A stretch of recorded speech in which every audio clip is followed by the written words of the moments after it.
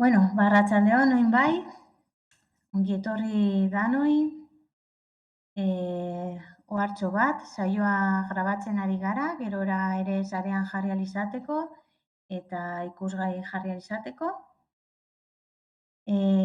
Badakizuenez, UEUk bere udako ikastaroaren 50. urteurrena ospatzen du aurten, eta plangintza horren baitan antolatzen ditugu online bidezko solasaldi hauek.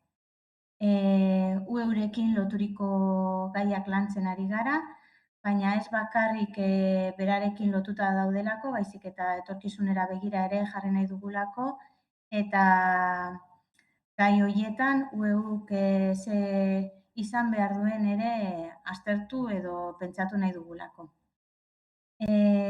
Oro har, non gauden, nora joan nahi dugun aztertu dugu eta dagoeneko 5 hitzaldi antolatu ditugu.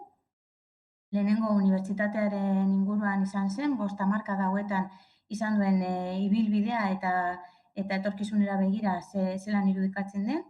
Bigarrena aldizkariaren ingurukoa izan zen, arkitektura eta abar. Hirugarrena online irakaskuntzaren ingurukoa, ezbairik gabe UEurentzat oso garrantzitsua den alorra. Laugarrena unibertsitatea eta artearen arteko harremana aztertu genuen. Eta azkenengoa, orain dela hilabete eskas, herri mugimenduen ingurukoa. Ezin dugu ahaztu ere UEuren jatorria zein den, UEuren osaketa zein den, eta beraz egokia ikusi genuen gai hori lantzea. Solasaldi moduan antolatu ditugu, kasu honetan ere lagun talde bat gonbidatu dugu, eta elkarrekin aztertuko dugu apurbet oraingo honetan tokatzen zaigun gaia, ikerketa eta euskararena. Ordu bat inguru ibiliko gara, gai asko dauzkagu ukutzeko edo elkarren artean komentatzeko, baina ahalegina egingo dugu ordu bat pasatxo izateko.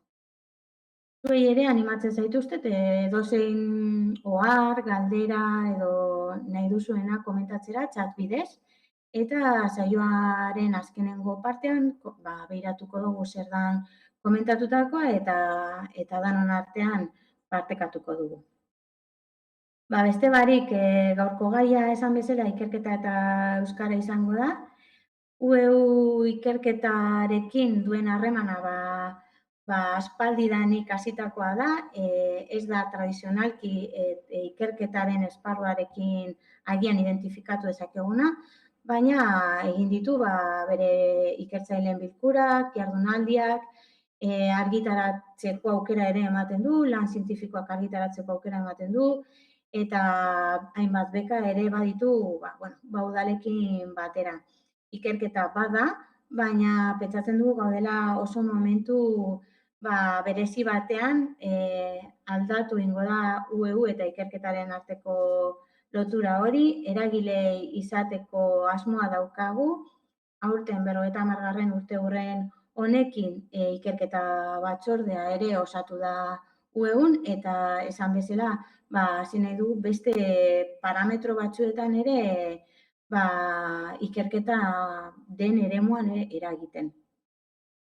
Nirekin batera, nik bakarrik, begiratuko dut apurbe saioa, baina esandako lagun hauek protagonista direnak aurkeztuko dizkizuet.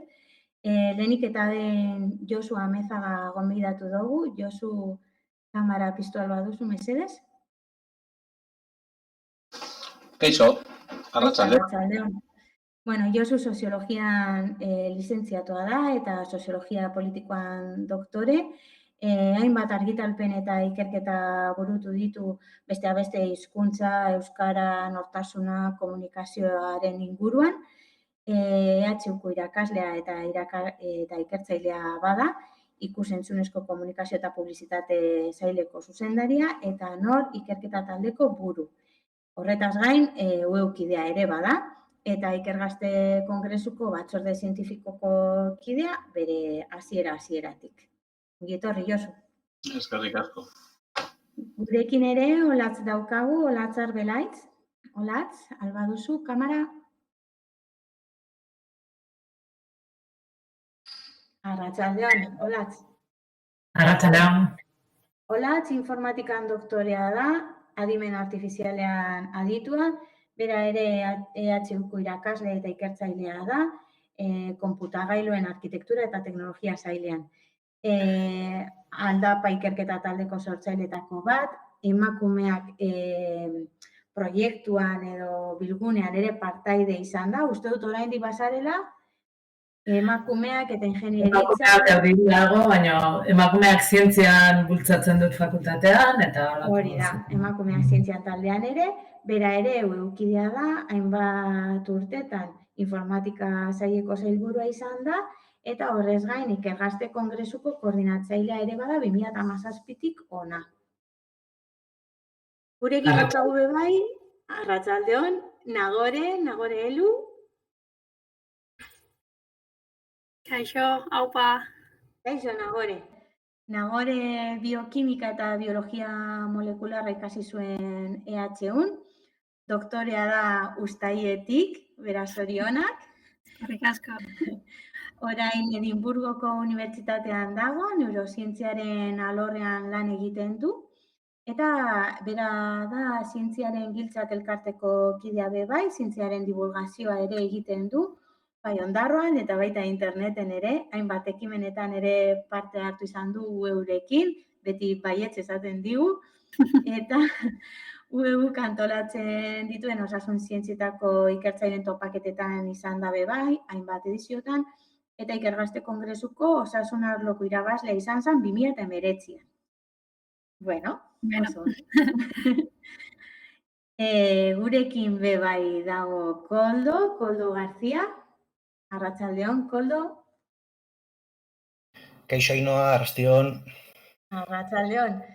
Koldo biologian lizentziatua da, genetikan doktore eta biologo konputazionala, Urdail Esteetako genetika taldeko burua da Biodonostia Ikerketa Institutuan, baina oso ezaguna da zientzia divulgatzailea delako eta batez ere gaiak lantzeko duen hurbiltasunagaitik.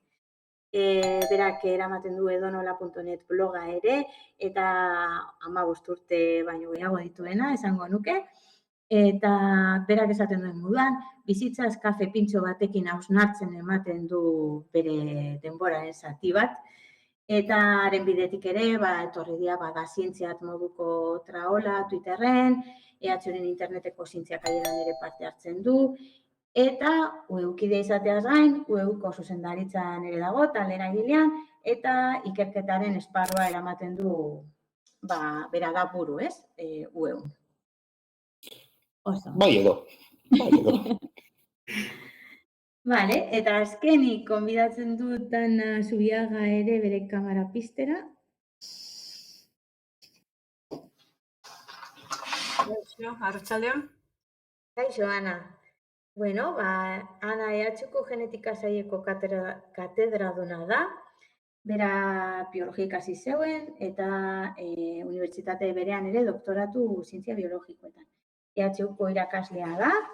Minbiziaren biologia molekularra izeneko ikertzaile taldeko buru da, 20 ikerketa proiektu baino gehiago zuzendu ditu, 19 doktore tesi, hainbat lan eta ardura betetzen ditu ez bakarrik EHUn, Espainia mailan ere, nazioartean ere, eta zu ere zientzia divulgatzailea zara, hitzaldiak ematen dituzu unibertsitatean, ikerketa zentroetan, hezkuntza zentroetan, osasun arloan,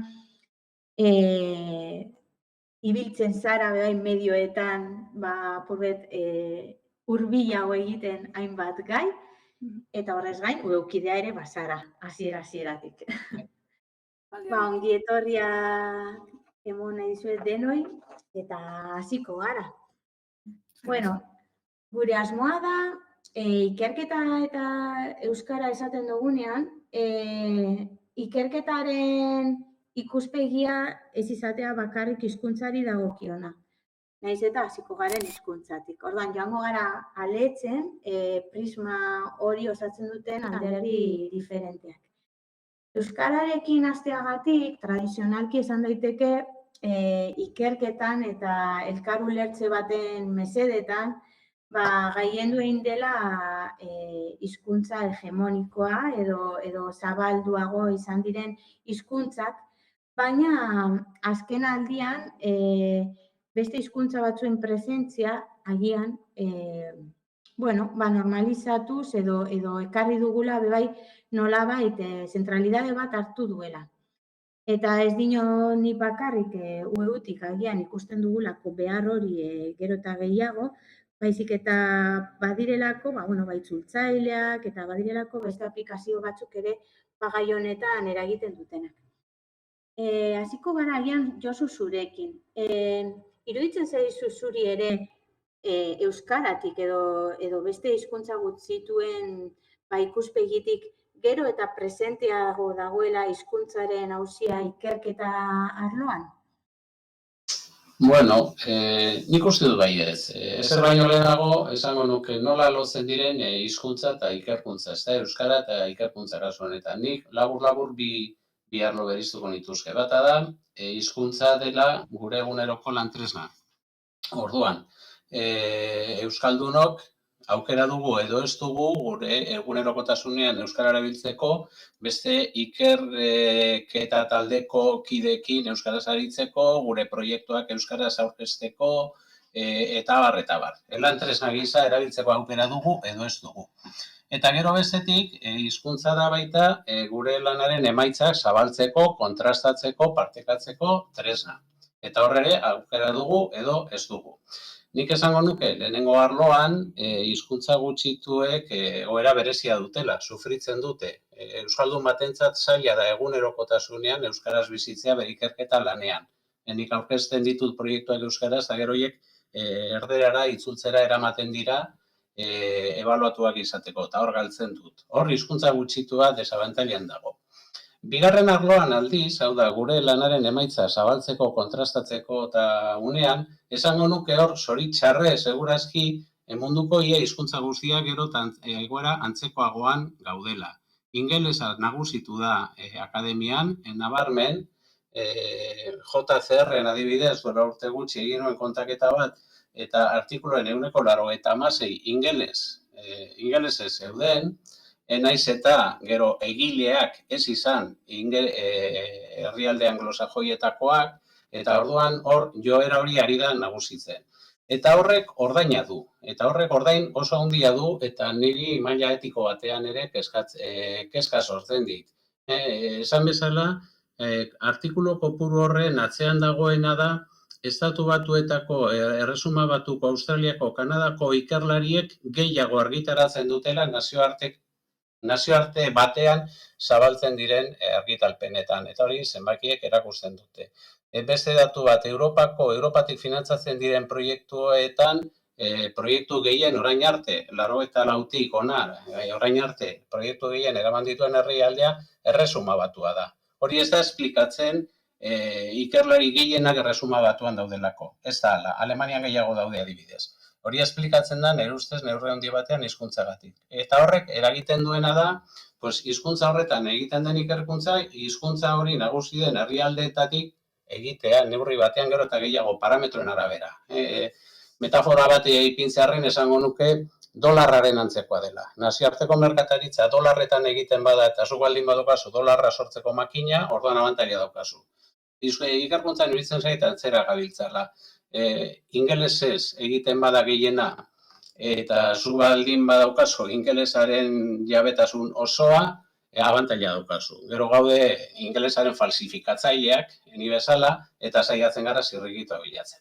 Baina maila horretan, bai iruditzen zait honekin amaitzen dut, munduko hizkuntzak gero eta egoera antzekoagoan daudela. Eta azken datu bat emango dut. Pandemia hasi zenean, 2020ko otsailean edo, Txinako gobernuak ezarri zuen arau bat, Txinako unibertsitatean JCR antzeko emaitzik ez edukitzeko kontuan irakasleen ebaluazioa egiteko unean. Ikusi zutelako Txinako ikerlariak, Txina da munduan ikerlari gehien dituen herrialdea, 2 milioi eta pasa.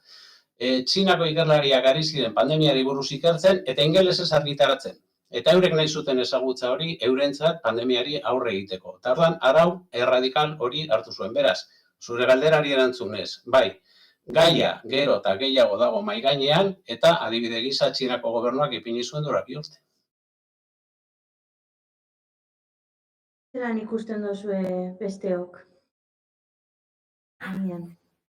Ni erabat bat nator Josuk esaten duenakin, ez? Nolabait, behartut, alde batetik daukago gainera, ebaluatua garela hizkuntza horretan egiten dugunagatik eta horrek behartzen gaitula, ez? Ingelesez idaztea edo, ez? Eta gainera, ingeles hiztun natiboekiko desabantailan gaudela, ez? Orduan, azkenean, guk egindako lana nahi baldin badugu euskeraz komunikatu edo sortu izan behar du autu pertsonal batetik, ez? Eta pixka lan militante batetik egindako zerbait, ez? Kasu honetan. Eta zaila ikusten dut hori aldatzea, ez?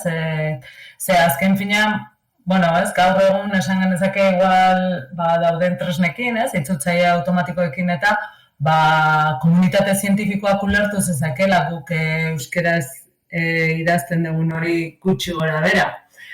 Baina gu ebaluatzen gaituzten bitartean, Josuk aipatu ditutu JCR edo inpaktuko aldizkari horien arabera eta azken finean oso zaila ikusten dut, ez, aldaketa egitea berarik egin dut, ariketa txiki bat, ez, eta hemen gauden Boston kasuan, begiratu dut, zenbat argitaratzen ditugun, edo zenbat referentzia hartzen dian inguman, ez, eta zenbat hartzen dian Google Scholarren, ez, Google Akademikoan, handatan agoren kasuan ez eta aurkitu, ez, baina denek daukagu asko argitarapen gehiago, ez, ingelesezko zerrendetan, ez, eta nagoni hemen gaudenak nolabaiteko militantzia badaukagula edo, ez, hori argi gertu dela. Esango neuke militantziarena ere aurretik Iker Iraolak ere aipatu izan du, ez? Euskaraz ikertzearena zati baten militantzia puntu bat ere badaukala, baina adibidez Ikergazte ere lehenengo aldiz antolatu genuenean ere hizkuntzarena izan zen gai nagusietako bat, ez? Eta esaten genuen nazioarteko ikerketa euskaraz egitearen beharrezkotasun hori eta nolabait hori lotzen da agian hizkuntza politika batekin ere, ez? Hemen aritzen garen neurrian, ez dinot agian Txinak hartu zuen erabaki hori, baina agian beste hauspo bat ere eman daitekela. Ikerketa taldean egiten bada, taldea hori izan leikelako gai baten ingura, baina lokala ere izan leikelako, eta maila horretan ere hori sustatu egin beharko zelako. Eta apurbet, alde lokal horri eutxita edo Euskal Herrira etorrita eta Ikergazten ere horretaz ere hitz egiten gendulako, ikerketaren presentzia, ez? Porque, claro, azkenean politikak ere ez dira martxan jarriko ere, ez bada behar bat atzematen. Ikerketa bera gizartean badu baloratua dago, ikusten da ibilbide profesional baten moduan, bere emaitzak danontzako onuragarri izan daitezkela edozein zientzietan, esan nahi dute humanitateak, zein gizarte zientziak, zein osasun arlokoak edo dana ala. Ana, igual zurekin. Bueno, bereiztuko nituzke bebai agian esparru batzuk, ezta? Esango nuke, begiratzen badiozu elite politikoari, batez be estatu mailan, nik, klaro, ibilbide luzea daukat ja, ez? Urteak daramazadalako honetan, ez? Eta argi ikusi nuen 2008 urtean krisi ekonomikoa iritsi zenean oso argi geratu zen, nire ustez, zenbateko garrantzia ematen zioten politikoek zientzia egiteari. Orduan, biluztu egin ziren nire ustez. Ze itxura zeukan, ez, hagoa betetzen zaie, esateko zenbateko garrantzia daukan eta zetako balio duen eta prestigioa nolabait ematen duelako. Baina niretzako argi geratu zen, hasi behar ginenean errestrikzioekin eta non kendu eta non mugitu gauzak, lehenengoa erori izan zen ikerkuntzari dedikatutako dirua, baina nabaria gainera. Zen lurreraino. Nire ustez, benetan, hor badagoelako elite politiko bat ez duena oraindik sinisten eta guztia gogoratu ginen Unamunok esan zuenaz, aspaldi, inventatu desatela beraiek, ez gu bakarrik kopiatuko dugu. Bueno, ideia hori edo filosofia hori badirudi oraindik mantendu egiten dela gure esparruan. Estatu mailan ari naiz batez ere, ze bai ikusi nuen ere, Euskal Herri mailan hori etzela hain bortitza izan. Naiz eta ikusi gendun baita ere, baina estatu mailan izan zen ikaragarria nola jatsi zen. Eta niri horrek aditzera ematen dit, hor azpian, oraindik ez dugula ikusten zientziaren garrantzia. Hori politikoi dagokienez. Gero, gizarte nola baite arruntari begiratuta, ez da? Hor, nik gogoratzen naiz, orain urte batzuk, urte gutxi, FECIT deitzen dan Fundación Española de la Ciencia y Tecnología, uste dudala akronimoa. Hor, galdeketa batzuk egin zituzten, eta galdetu zutenea gizarteak zenbat baloratzen duen zientzia, ez? Espainia mailan. Eta balorazioan zen 16%. Ez dakit asko igo den, baina hor bueltan ibiliko da. Eta horrek, bueno, atentzioa ditzen dugu, ez? Bakarrik 16%. Zein izan daiteken arrazoia? Hor botatzen diren arrazoiak batez ere izaten dira ez ezagutzea, ez da? Ezagutza ezak, kultura zientifiko hain handia ez izateak, horrek nola biteko mesfidantza edo gutxiespena edo sortzen duela jendearen ganez. Eta agian hori izan daiteke, arrazoietako bat. Beste batzuk egon daitezke. Nire ustez, igual gure herrialdean ez direnak hain nabariak, estatu batuetan askoz be nabariagoak ikusten dira, batez ere COVID-a zala eta gero Trump etorri zenetik eta barrez, presidentziara hor eszeptizismo ikaragarria zabaldu da, agian ideologia politikoari lotuta, religiositateari lotuta, ez dut horren beste ikusten gure mailan hori. Ez dakit ez, gero begiratzen diot Frantziari eta Italiari eta txertoen aurkako mugimendu itzelak egon dira COVID-aren kasuan. Darduan, hor badago soparen bat horrazpian, agian egon daiteken erlazionatuta ezagutza zientifiko horren maila bajuagaitik eta horta beste aspektu batzuengatik. Eta horrek eramaten nauena da, pentsatzera, agian egon daitezkela bide batzuk hori konpontzeko, ez da? Eta izango litzateke, nola igo dezakegun ezagutza zientifiko hori gizartean, ez? Eta uste dut, hor badaudela erronkak eta nik hor, UEU esate baterako ikusten dut, paper zentral bat egin dezakela, beste batzuekin batera bai. Jarraitu dezakete gehiago, baina ez dakit denbora zela dabilen. Ez ondo, puntuan etzako ondo jarri duzu, eta nik uste dut apurbet por alusiones ere koldok erantzun beharko duela apurbet UEUren papera eta Euskal Herriko mai horri lotuta eta ikerketaren, bide horretan hasiko garela beste parametro batzuetan, behintzat, hasi ikuspegi dakagun guk. Bai, egia da, pizkatu dut biltzeko horrein arte esan dan, pizkatu dut biltuko dut bakarrik ez gara joan behar txinara arte ikusteko nola mugitzen diren gauzak. Estatu espainolak erabiliko ditu New Europar funtzetatik, New Next Generation funtzetatik, egingo du perte oso bat ditu diotena nueva ekonomia dela lengua, eta horietatik erabiliko ditu 130 milioi zientzia en español promozionatzeko. Ez da bakarrik ikerkuntzaren promozio azalpena erderaz espainolez egiteko, eta nik espainol uste dut ez dela lenguaz espainolez, bezik eta hizkuntza bakarra, baizik eta baita ere espainolez egiteko zientzia zientifikoen artean. Orduan, hor badago pekesio bat, eta estatu frantzesan gauzatzeko gauza bat gertatu da, zeren kendu nahi diote poterea ikerkuta zentuei, unibertsitateetara itzultzeko frantzesa eta frantzes kultura babesteko. Hor badago, zer bat gure inguruan baita ere hizkuntzaren defentsa horretan edo halako zertan, ez? Baina nik bai, zabalduko nuke pizkatxo bat markoa, zuma, eta gogoratu, behintzat biozentzietan eta baita beste jakintzarrota batzutan, dagoen eredu hegemonikoa dela publikatzea ala desagertu. Horrela ditu dugu, eta bueno, da daukagun horrela funtzionatzen gabiltza, baina egia da age batzuk sortu egin dituela, eta batzuk oso kezkagarriak. Etiketean eta inpaktuan eta barran sortu ditu batzuk, adibidez, Usune Martinezik galdetzen baduzu egiten dakena bibliometriari buruz herri hontan, bere kritikak egiten ditu, eta gainera adibidez atzo berren ibili ginen arrantzi dagoelako. Nola bilakatzen duen.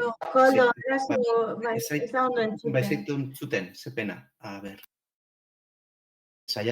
Orain hobeto edo mozten doa? Hasi da ondo, baina gero momentu batetik horrela sartu egiten. Bai, hori momentu? Vale. Igual bajau kalidadea ez dakit? Ez dakit. Eratuko, normalen ondo funtzionatzen dit. Bueno, jarritu hitz egiten eta saiatuko nez konpontzen.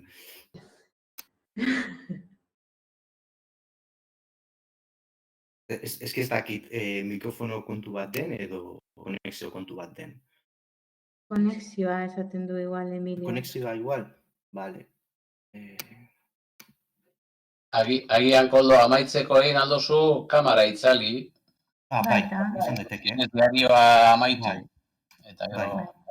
Ondo, Josu. Kenduko dut. Ea, orain hobeto entzuten zaidan, edo, ez dakit. Bai. Hobeto? Venga, jarraitu, bai. Vale, ez laburdu edo, hona arte esaten dudana. Gure sistema hau publikatu bala desagertu honetan age batzuk sortu dira, gainera landu genitu noren dara 2 urte, udako ikastaroen hasiera ekitaldian, eta ze gertatzen da? Alde batetik zientziaren kalitatean badaugu dela arazo batzuk, adibidez Josu López Gazpiok aipatu egin ditu zientziak aieran horietako batzuk, nolaz kanpa batzuk egiten diren hobeto publikatu ahal izateko, eta horrela inpaktu gehiago eduki, eta gero balorazio behar eduki, baina horrek ere erreprodukzio jarritasunean ditun arazoa, ez? Gainera baita ikusten baldin baditugu reviewen estanda handi bat dago, eta ja ez da sortzen, baizik eta sortu horretakoaren gaineko hausnarketak egiten dira, eta gero eta gutxiago sortu, eta horri buruz gehiago idatzi.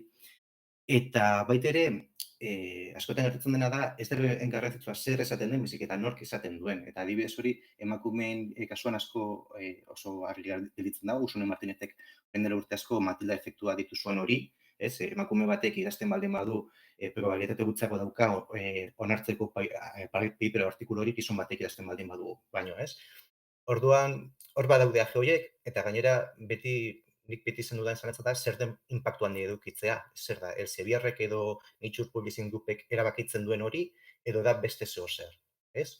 Hor badago alde batetik. Gero sortzen den beste arazo handi bat honetan da, Agustin Arrietak zientziaren argitzala liburuan aipatzen zuen eskifaia, hau da, ikerkuntzan lan egiten dugunok, ez segula zaintzen oro har eta ez dela gure osasun mentala eta gure zorientasuna zaintzen, ez? Adibidez, pasaden ostiralean, Polin Kuilek idatzi zuen bere zutabean berrian horri buruz, ez? Nola gehiagotzen gaituen sistema. Eta gozo horiek nolabait, azkenean sortzen dena da ingurune toxiko bat, lehiakorra, pizka bat testosteroniko edo maskulinoa zentzu horretan, jende askorentzat oldarkorra izan daitekena, eta orduan bidean galtzen ditugu jende interesgarriak izan daitezkenak, eta horrek bete sortzen dugu gure izaren kontua, eta baita ere, azken aldean detektatzen den gero eta jende gutxiago dagoela ikerkuntzan lan egiteko prest, gero eta arazo gehiago dago jendea bilatzeko honetan, ez? Eta hori da, gero bere gauza honak ditu baita ikerkuntza sistema, por supuesto, baina baita ere, arazo guai ezin dizkigu esan, gertatzen ez denak, gertatzen ari dira, eta nirtzi aurre egin behar diegu, eta kritikoak izan gauza hauek konpontzeko, zeren gu berez irudimen eta gaitasun handiko pertsonak gara, eta ezin dut pentsatu ez garrera gai gauza hauek konpontzeko, ez? Eta iruditzen zait, garrantzitsua dela gogoratzea gure lanak badaukala erantzunkizun sozial bat. Askotan ahaztu egiten dugu hau, baina erantzunkizun sozial bat dauka, eta hain da batzutan ahaztu egiten dugu, Zeren Europar Batasunak bere azkenengo funtsetan ditu duna ikerkuntza eta berrikuntza arduratsua sartu du, eta adibidez Carlos III institutuak Estatu Espainolean osasunera ematen duena ikerkuntza zentukoak, osasun ikerkuntza zentukoak balidatzeko berriro ere eskatzen hasi da eskatzen halakoak egitea, halako aktibitateak eta sei hartatzen ditut, erago gobernantza, etika, berdintasuna, open access, herritarrak formatzea eta zientzia herritar sustatzea. Eta egia esan, sei oinarri horiek herri honetan eskarmentu handia daukagu, bai herri mugimenduetan, bai gizarte bezala, gauza hauek egiten. Orduan, ez litzateke hain zaila izango implementatzea gurean halakoak, ez? Eta nolabait, horren zero hiltzeko oraindik pare bat hilabete perditzen dira, baina nire gutunean zeskatuko nioken gure eredu honetan, eta badakit niri tokatuko zaidala honetan lan egitea, baina, bueno, jatuta jarri garela, oinarri moduan eta gero ja eztabaidatuko dugu ea ideia onak diren. Alde batetik, zuzentasun eta zintzotasun metodologiko eta intelektuala izatea ikerketa gozatzen dugunean. Baita ere irudimena eta sormena bermatzea eta zientzia patxadaz egin ahal izatea, bai pentsatzeko eta bai gozatzeko. Baita ere bizitzak zentuan jartzea. Oda, gertuko eta ditzu esatea, bai zientzian lan egiten dugunontzat, baina baita ere komunitatearentzat edo gizartearentzat. Arduratsua, lehen aipatutako oinarri horiekan jarrituta, nik open access baino open science egingo nuke oro argia, dena ireki eta pasateko. Eta baita ere, agenda guk jartzea. Zeren gure buruak ez baditugu guk ikertzen, guk ez baldin baditugu erabakitzen zer den interesgarria guretzat, ba ez dinak egingo, edo okerrago, objektu bezala ikertuko gaituzte eta ez objektu bezala. Kritika feministetik egiten den zeuzer, ez azken finean, objektuak edo subjektuak oso nola aztertzen dituzun oso ezberdina delako. Nik gutze gora bera horrela laburtuko nuke, ze eskatuko nioken ikerkuntza sistema on bati. Nik gehitu alba dut. Bai, ze akordok esan dakoari ez da, nire ustez ondo bereiztu behar ditugu alde batetik guk ikerlariok, ez? Zer nolako presioak ditugun, gure JCR-ak, gure open access eta guzti horiek, baina horiek dira gure ikerlarion txokoan geratzen diren gauza batzuk. Eta gero, beste esparru bat dago eta da hori nola pasatzen dugun gizartera. Eta iruditzen zait argi eduki behar ditugula bi horiek jakina erlazionatuta daudela, baina oso esparru desberdinak direla. Eta gu egon gaitezke joera daukagulako, nire moduko ikerlariok, nola belarriak itxita egon, eta nire asuntore, eta ikusi zelako JCR-ean sartzen dudan nire hurrengo artikulua, eta zelako patentea lortzen dudan, eta baina inolako erlaziorik eduki gabe gizartearekin. Eta uste dut hor, akats bat egiten dugula, askok.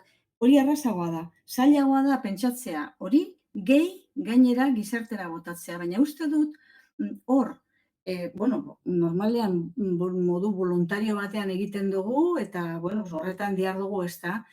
Ikusten dut, Europatik etorri dela, zuk aipatu duzun zer bat, ez? Interes bat.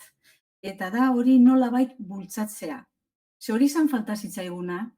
Ze, claro, niri ez badiate ematen, horrek ez badu edukiko, bueltarik, da buelta normalean izaten da, osa, horrez badatorriko nolabaiteko onurarik, jendeak ez du egingo. Eta ni postu naiz ikusteaz, bai Europak eta Espainiak ere ikusi dutela, hori bultzatu egin behar dela. Eta bultzatzea dela, ematea, zeo zer, bueltan, hori erregalu moduan egin duzulako zera. Eta nik uste dut hor, dirua egondalako, oraintxo atera zen konbokatoria bat, justu horretarako, divulgaziorako, eta nik uste dut hor, esate baterako, adi egon behar dela, ikusteko ea diru horiek nola banatzen diren.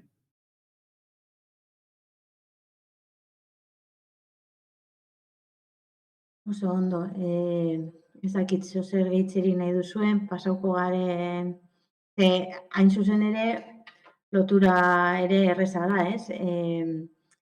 Esaten dugu gizartearekin izan behar duen lotura, bueltatu behar diogula, eta ez da bakarrik ezagutzaren aldetik. Sortzen zaigu bai, urteetan ere ikertzaile gazteak, doktorando, doktore gaia direnak ere, gero eta zailagoa dela bai, ikerketaren bide profesionala aukeratzea ere, ez da agian garai batekoa, orain agian beste lan batzuk aukeratzen direla, eta hau igual esanguratsuagoa da bai, genero ikuspegi batetik, ez? Referentzia faltan dauzen neurrian, edo hor badaude ere hainbat egitasmo, emakumeak zientzian, edo purbete gure umeen artean ere, ez bakarrik zientzilarien papera ezagutarazteko eta nolabait euren nahia izan izateko emakumeek ere eta neskatiek ere ikusteko hori aukera bat dela. Ez dakit hau agian zu olatz eta lehen aipatu dut emakumeak zientzian eta zientzia eta emakumea apurbete egitasmoietan egon zarela zelan ikusten duzun. Azkenean dana bebai gurutzatzen da, ez? Euskara eta generoa esaten, ari gara ikertzen azken aldian ere, kasu honetan euskara, generoa eta ikerketa dana dago gurutzatuta. Dudari gabe dena dago gurutzatuta eta segurazki gauzak ez lirateke berdinak izango zientzia patxadaz egiteko aukera aukiko genu, bizitza zentroan egongo balitz eta abar, ez? Nik egia esan nola ikuste dut emakumea zientzian, nik naturaltasunez nire kasuan, baina pixka bat aztertuta gertatzen dena zer dan edo, nagoreri esango nioke bete horrekoak eukiko ditula hemendik urte batzutara, baina zientzilari izan gabe ere, eukiko lituzke, baina pixka bat azken finean esango nuke mundu osoan gertatzen dena oso parekoa dela, zentzu horretan. Justu, bago Europar Batzordeko txosten bat, She Figures 2021ko txostena, genero ikuspuntutik ikerkuntza aztertzen dura, eta justu joan den astean edo jaso dugu ere Zientzia Euskadin 2022 txostena, azken hau, ez da generoan bakarrik zentratzen, baina baita aztertzen du generoa, eta, ikusten dena bietan da, erabat berdina esango nuke, ikusten dugu gaur egun, emakumezkoak irizten direla jakintza arloaren arabera noski, oso banatuta horrez, ingenieritzetan eta informatikan eta horrelakoetan askoz gutxiago, baina iristen dira ikerkuntzaren lehenengo urratsetara, alegia doktore tesiak, irakurtzen diren doktore tesiak parekatuta daude generoz, segurazki jakintza arlotan aldatzen da, gertatuko da, segurazki hezkuntzan eta gizarte zientzia batzutan irakurtzen direnak askoz gehiago direla emakumezkoak eta beste alor batzutan gehiago izango direla gizonezkoak. Izan ere, hau ere ikergazten berdin islatzen da. Ikergazten ere parte hartzen dutenen 50% baino gehiago da emakumezkoa. Gero ez da berdina, jakintza arlo bateko saiora joan edo beste bateko saiora joan, esate izunik ingenieritzkoan askoz emakume gutxiago dagoela, baina gero, ikerketan jarraitzen duen emakumeen kopurua, askozaz txikiagoa da, gainera, kurioso da, baina Europa mailan eta autonomia erkidegoan ere, gero bere ibilbidea profesionala ikerketan egiten dutenak, 130 inguru edo 133 inguru izango dira, eta, maila igotzen doan enean, portzentai hori gesten doa, izan ere,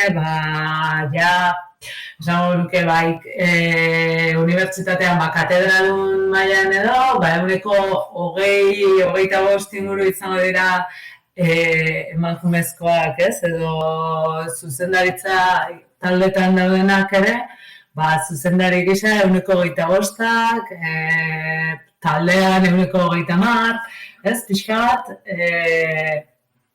hori Nabarmena da, bai unibertsitatetan eta oraindik askoz gehiago ikerkuntzaren elite konsideratzen dian Berk eta Zik eta horrelakoetan, ez? Ez dago, zuratzen bali mazera DIPEZ-eko edo Lanaguneko web horrean ikertzaile seniorrak begiratzen bali badituzu, eske, barregura ematen du, ez? Orduan, nik uste dut hor, gora, lan asko xamar egiteko, ez?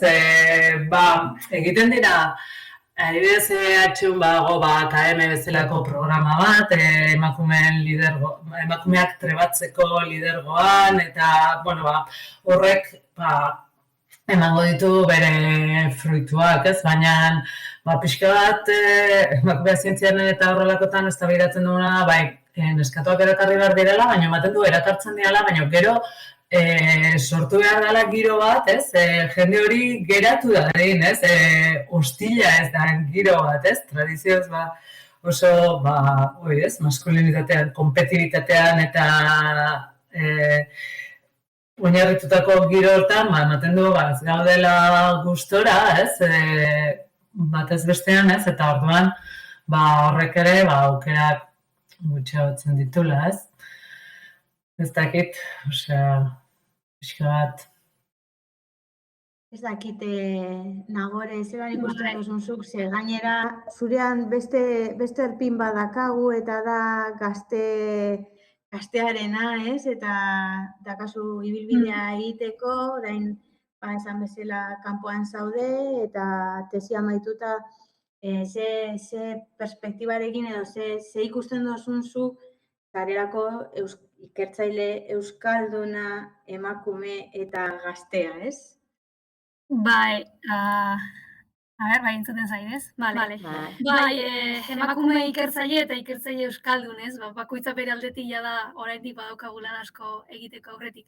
Eta, nik guztiz adoz olatzekin, ez? Osea, nik, esperientzia pertsonalean, ez? Oinarritu naiteke, eta emakume ikertzaileen kasuan, guztiz biztakoa da piramidaren oinarrian, emakume pila bat aurkitu ditzakegula, ez? Nik izan ditudan ikerketa taldetan gehiengoa emakumezkoa izan da, eta orain nagoen ikerketa taldean adibidez denok emakumezkoa gara, baina piramidean gora eginez gero, ez? Emakume gero eta gutxiago ikusten ditugu. Eta ez soilik zenbakiak, ez? Osea, ez soilik 25% emakumezkoa dela.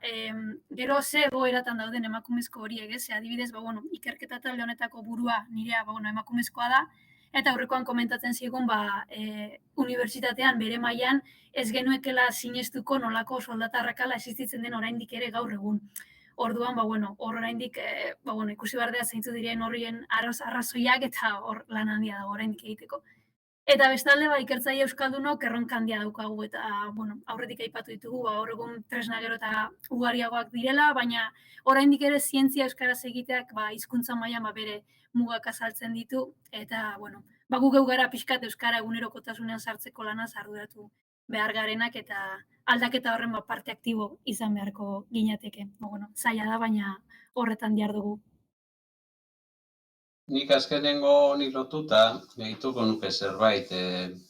Lehen anak esan du batzuk urte batzuk eman ditugula aurki honetan, eta egia da, nik ere eman ditut. Eta, zerbait ikusi dugu. Ikasi baita, baina ikusi ere asko, ez? Eta nik ikusi dudan gauza bat da, hizkuntzen arloan ere gauzak aldatu egin direla, aldatzen ari direla, eta pentsatzekoa da aldatuko direla. Lehen aipatzen dituen Europak finantzatutako proiektuak, duela ia 40 urte, proiektu horietako asko eta asko frantsesez erredaktatzen ziren. Eta ingelesan nagusitu da azkenengo hamarkadetan. Gaur egun daukagu itzulpen automatikoa, eta aukera oso ona da. Guk oraintxe, gure ikerketa taldean egiten dugu Euskal Komunikabideen behategia, eta urtero argitaratzen dugu urtekari bat, eta honezkero bildu ditugu azken 6 urtean 90 bat artikulu danak Euskal Herriari buruz, eta ez danak Euskal Herriari buruz, baina danak euskaraz. Orain egingo dugu hori dana Eluiarrek egin duen bezala guk ere ipiniko dugu hori itzultzeko moduan, nahieran. Eta ikusi du gainera eta asko postu naiz, ProQuest bezalako nazioarteko datu basek jadanik eskaintzen dutela artikulu zientifikoak automatikoki itzultzeko aukera. Ez da itzulpen perfektua, baina gutxienez balio du lan bat ezagutarazteko eta balio du zure lana, esaterako euskara sortu duzun lana, Googleek indexatzeko. Eta behin Googleek indexatuta aurkituko zaituzte eta joko dute zugana zure lanera. Orduan, guk hori ingo dugu eta horrela jendeari esan aldiogu, euskaraz argitaratu behar duzun hori gure urtekarian, zeren gero zabaldu hizkuntza ezberdinetan zabaltzeko aukera izango da oso erreza eta oso merkea. Orduan, hau da adibidez aukera bat azkenengo urtetan asko eta oso arin garatzen ari dena eta perspektiba berriak zabaltzen dituena. Jende gaztearentzat perspektiba berriak zabaltzen dituena. Orduan, honi gehitzen badiogu, lehen koldok aipatu dituen politika horiek, Espainiak hartu nahi duena, Frantziak hartu duena, nik Txina aipatu dut, eta bar, nik egia esan, ez dakit nola aldatuko diren gauzak etorkizun ertain luzeko etorkizunean. Dakidana da, oraingo gazteek ikusiko dituztela aldaketa oso handiak. Batzuk izango dira oso erronka arriskutsuak eta beste batzuk izango dira oso aukera politak. Eta orduan ikusi dut jarrera horretatik aurre egin behar diotela, eta parkatuko diazue aitite diskursoa egitea, baina jarrera horretatik aurre egin behar diotela egoerari. Hau da, ez daitezen inertzian erori, ez dezaten pentsatu ingelesa behin betikotu ingo dala, latina ere etzan behin betikotu. Gauzak aldatuko dira, eta orduan baliatu ditzagun aukera horiek onerako aldatu daitezen. Zeren txarrerako ere, ez ere egin ezean aldatzen dira oso errez. Esperantza pixka bat badaukagu orduan, ez da, Josu? Noski. Ondo. Oso ondo, Nik aprobetxatu gehitu nahi nahi. nioke, nik esan. esandakoari gehitu nahi nioke bai, gehitzeagatik. Beste, genero ikuspegian. Nire ustez, horrek zer positibo bat emateko. Nire ustez, nik unibertsitatean ikusi dudalako uste dut olatzek aipatu dituela gauza batzuk. Diskriminazio positiboa, hor izen apur bat zera dauka, baina diskriminazio positiboa nik ikusi dut ona dela. Hainbat gauzatan, ez dut esango beti izango da nik, baina adibide bat jarriko dut. Ze ibilbide luze honetan, Josuk aipatu duen horrentxe, ikusi dudalako. Eta da, emakumei bisibilitatea emateko, sortu zen, eta hau zen politika bat, politika universitarioa, esatea. Batzorde guztietan, batzorde ofizial guztietan, emakumeen portzentaia gizonezkoen besteko izan behar da. Eta hasieran abizan zen marmarrean genbiltzan danok, zebilen jendea. Zaila zelako aurkitzea emakumeak, beti ateratzen zitzaizkigun, bururatzen zitzaizkigun, gizonezkoak, eta ia non zegoen emakumeak, gero, zeuden emakume gutxiaiek, zeuden saltza guztietan, gutxi zeudelako. Bueno, baina hori izan zen orain 10 urte. Gauzak aldatu dira 10 urte hauetan, askoz emakume gehiago dago, ja prest egon daitekeena zer horietan, batzorde horietan, bisibilizatu dira emakume piloa, eta nik uste oso eraginkorra izan dela, eta horren moduan beste diskriminazio positiboko batzuk uste dut hori ondo etorri daitekeela bai. Gehitzeko aspektu positibo bat.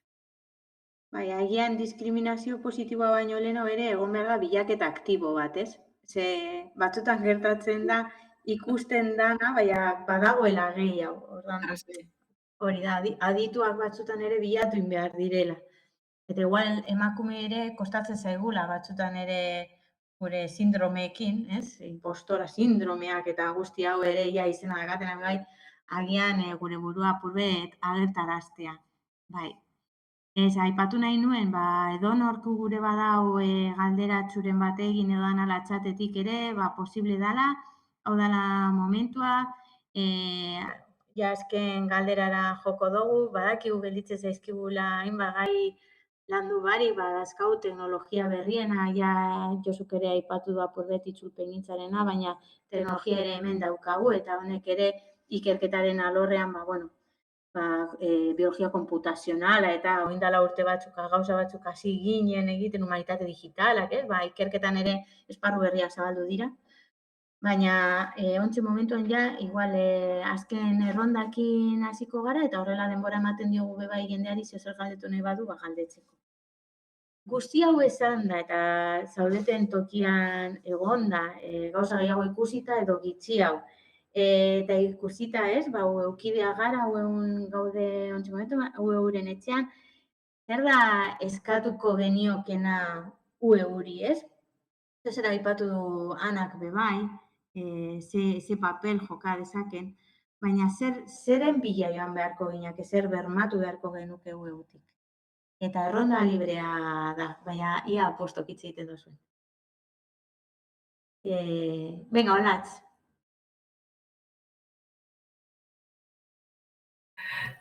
Bueno, nik uste dut pixka bat, Koldok aipatu duen hildotik doala euri eska ezaiok eguna neurri handi batean, ez?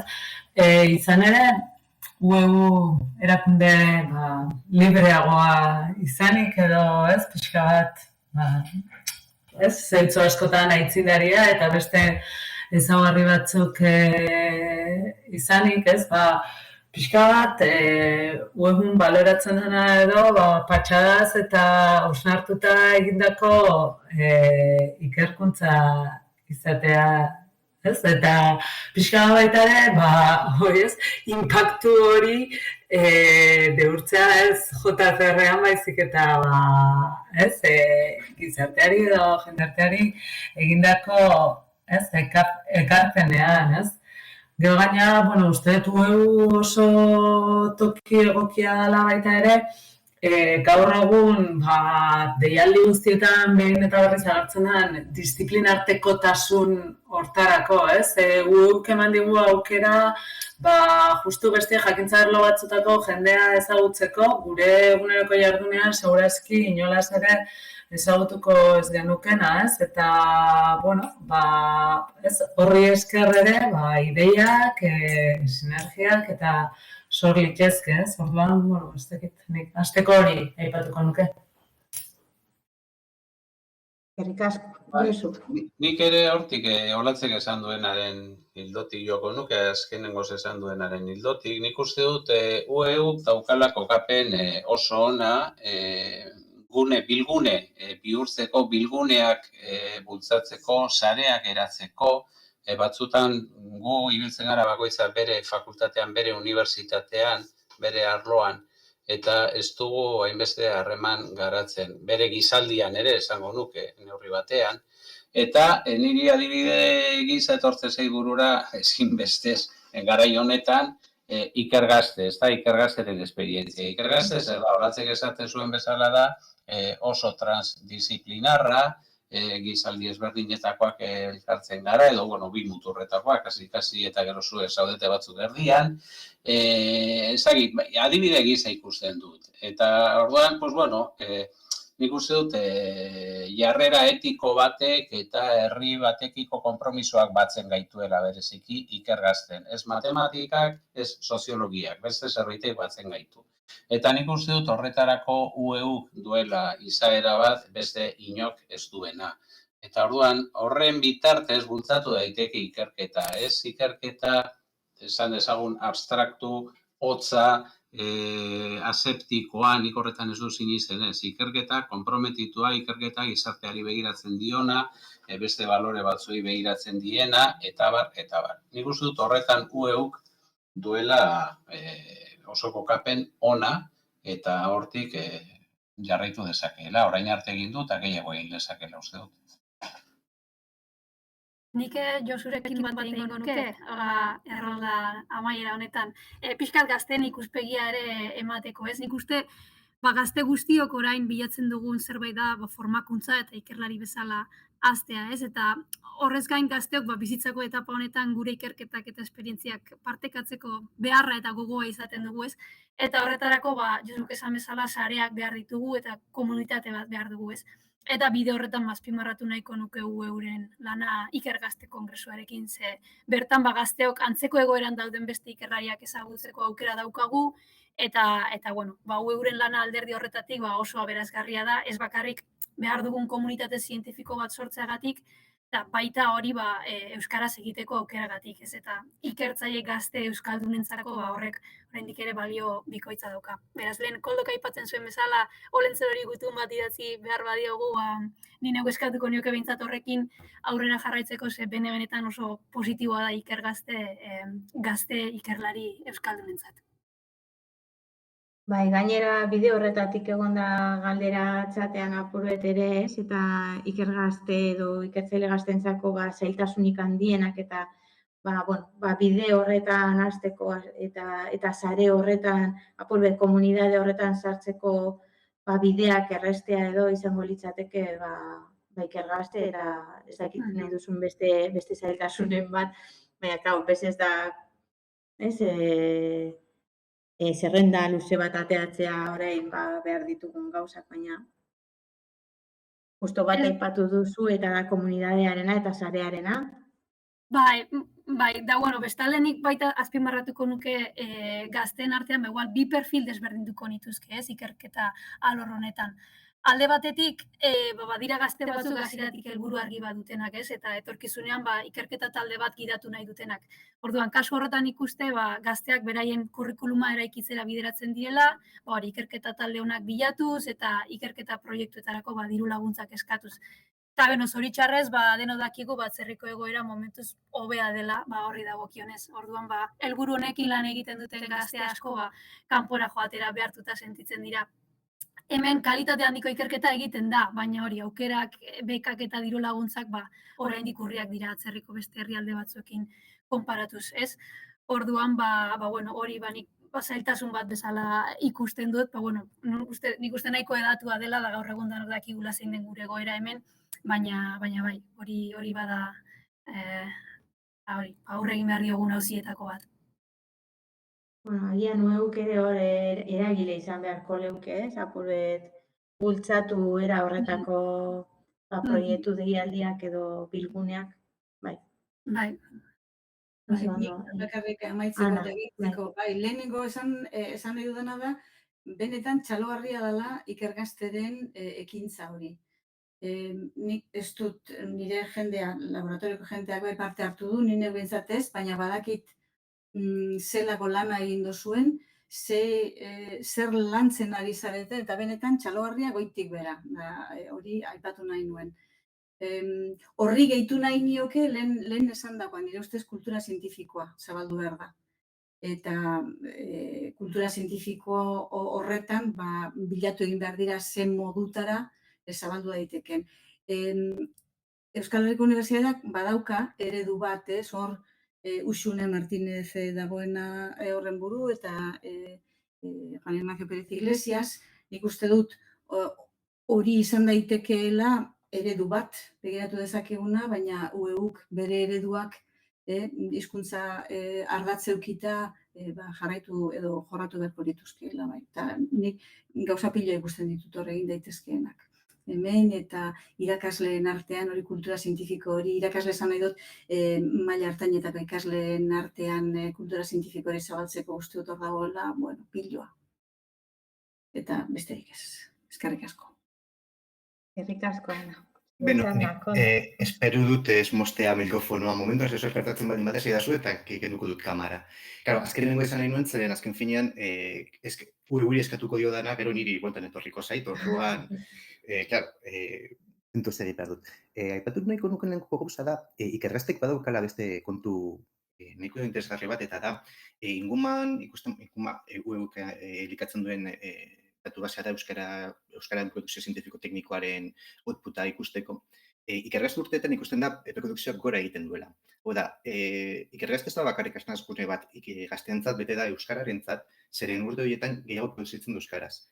Zergatik, artikuluak Euskaraz ikasten direlako ikergazterako hori liburu batean gelditzen da, eta produkzio hori gelditzen delako azken finean nazioarteko kongreso bat denez, horrek puntuak ematen ditu.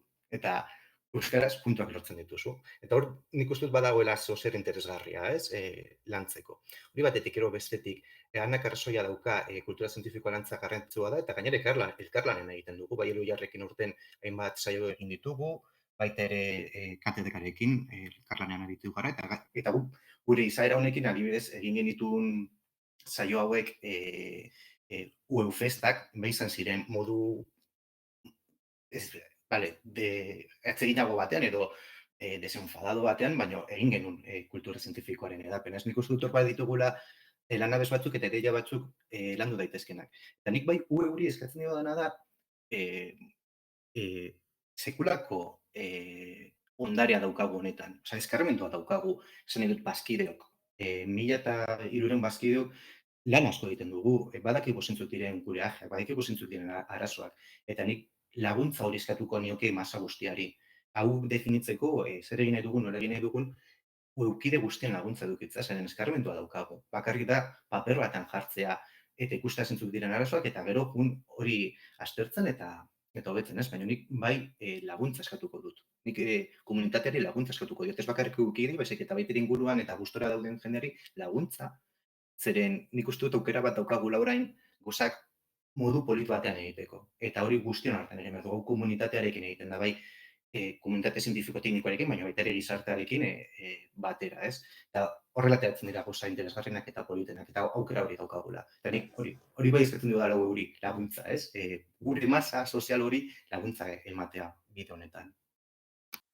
Oso ondo, eskerrik asko, Koldo. Eske justo gai honekin lotuta ere eta ikergazteari ginen aipatzen, baina zabalkunde horretan eta gizartearekin dugun lotura hori eta ezin dugu pasatzen utzi ere, laster izango dugu txiotesia ere azaroaren 22an, eta txiotesiak ere aukera ematen du, oso aberatsa da ez bakarrik egunean bertan sortzen den mugimenduagaitik eta lan hori egiteagatik divulgazio maila baten, ez? Eta zeitziotan azaldu behar dutelako tesiaren zatitxo bat. Baizik eta gero ere sarean egoterakoan, askotan gertatzen zaigu, deitzen digutela, nahi dutelako ikertzaile batekin egon, edo ikastetxe batean, edo elkarrizketa bat egin, edo orduan ez da bakarrik eguna, baizik eta egitasmoa berak daukan gero potentzialidadea, ez? Egonda galderatxu bat ere, Aitzolek egin du zailtasunak, euskaraz ikertzearen zailtasunak agerian gelditu direla, baina gure bezalako hizkuntza gutxitu batean, txiki batean, aritzeak ia aukera berriak irekitzen dituen ikerketan. Nik zerbait esan nahi dute horretaz, eta nik baietz esango dut, zailtasunak bai, baina aukerak ere, nik nire esperientzak laburbilduko dut. Niri euskaraz aritzeak ikerketan eman dit izugarrizko konplizitatea beste jende askorekin.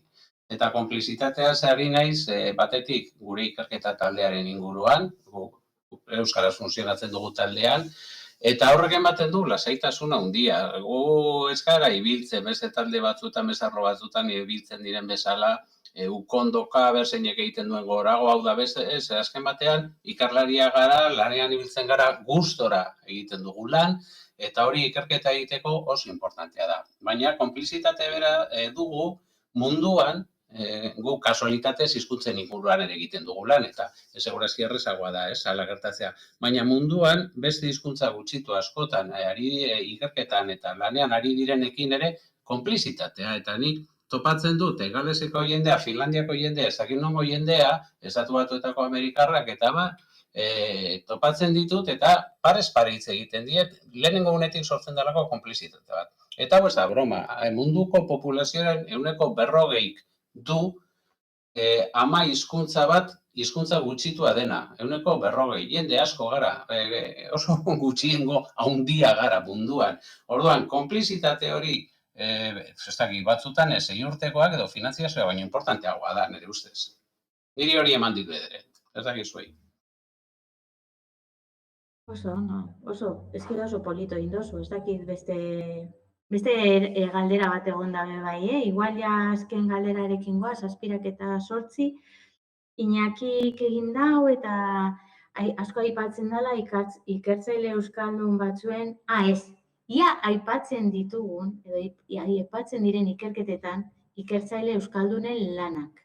Hala errezagoa omen dan, interneten beste hizkuntzetako ikertzaileak aurkitu eta aipatzea ikerlanetan. Nik uste dut hau lotuta dagoela bilaketa aktibo horrekin igual zati baten. Bueno, eta baita ere zure jakintzarloaren arabera, zeren segun nork egiten duen lan zure jakintzarloan. Adibidez, soziolinguistikan, imaginatzen dut oso erraza dela euskal autoreak aipatzea. Zeren soziolinguistikan superpotentzia bat gara. Baina beste gauza batzutan, taldeak oso mugatuagoak dira. Orduan, nik uste dut hori, arloaren araberako kontu bat dela. Nik esango nuke Iñakik bebai egin du galdera humanitate digitalen titulan ibili zirelako apurbet gai honi bueltaka, ez? Eta hau da irekitzen den esparru berri horietako bat. Jakitea gure sarean ere zelan harremantzen garen, bilatzea harremantzeko gune horiek ere, ez? Apurbet datu horiek arakatzearena. Baina Bakartu duzu apuntetzu bat, baina bai da, honek bai mintzen duena da multidisziplinar artikotasuna lantzeko horretan bai badagoela abantaila bat, bai hizkuntzaren aldetik eta bai gure alboko inguruko ikertzaileak aipatzeko aukera. Mugitzen ditugunean gure gaiak, gure gai konkretuan nazioartera jo behar dugu, zeren guk egiten duguna ez du beste inork egiten, baina beste parametriko batzuk sartzen ditugunean gure ikerkuntzan hor bai egon daitekeela aukera. Bai, esan nahi nuena aipuen kontua importantea dela, eta askotan itotzen gaituzte kanpotik datozen presioak, kanpotik datozen erreferenteak, eta askotan etxean bertan dauzkago referentzia oso onak, hori soziologian bederen gertatzen zaigu. Eta batzuetan pena ematen du euskaraz programatik guztia eta referentzia guztiak kanpokoak eta bertakoak ahaztu. Nazioaren kontzeptuaren inguruan, nazionalismoaren inguruan, munduan dauden teoriko handienen artean dago bat, bere lan guztia euskaraz argitaratu duena, eta bere lana ez da itzuli, zoritxarrez nire ustez, baina ez da itzuli. Eta lan itzela da, eta izenik ez dut esango. Eta askotan etortzen dira nazioari buruzko lanak euskaraz, eta ari aipamenik egin gabe egiten dira mundukoak, nazioartekoak. Eta orduan, gure esperientzia horregatik hasieratik esan du planteamendu etikoa, dana ingelesez egiten bada, beste hizkuntzetan ikasi dugun guztia eta landu den guztia galdu egingo da. Orduan, oso importantea da, norberaren kulturatik, norberaren hizkuntzatik lan egitea. Eta horretarako hizkuntza da funtsezkoa. Bueno, nik uste dut iritsi garela punto on batera solasaldia izteko. Ez dakit zeozeriago aipatu nahi duzuen, gogoz gelditu zareten beste zeozer esateko, bai asko ez da, bigarren parte bat egin beharko dugu. Ne bakarrik nagorari lasai egoteko 2023an ere egongo da ikargazte. Horre egongo gara. Ez hain gazte, baina horre egongo gara. Bueno, laguntzak egoten dira bai, kanpotik etortzeko. Horretan ere gure aletzoa jartzen dugu. Bueno, mila esker islariei, bostoi, mila esker ere hor bestaldean konetaturik egon zaretenoi. Ni oso gustora egon naiz, uste dut ideia oso politak atera direla, badakagula hor koldoke, badakagula zerrendatxo bat iteko eta ekiteko. Eta agian egongo garela beste batean, eta gai oneri beste buelta bat emango diogula. Bai, baina agian presentziala bat egiten dugu, ez, garagardo artean edo. Eta, bale, pues beer and research. Izango da garagardoa eta ikerketa, kasu honetan. Hori da. Ona. Mila esker da noi. Ederto. Mila esker. Agur. Aio.